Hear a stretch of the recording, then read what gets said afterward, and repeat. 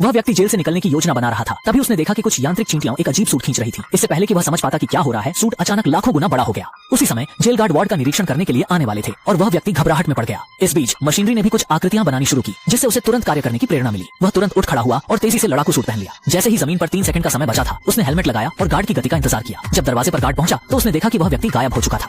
Jail guard कुछ देर के लिए हैरान था, लेकिन उसे यह भी नहीं पता चला कि वह आदमी अब अकेले बाहर निकल चुका था और तेजी से दरवाजे की दिशा में भाग गया।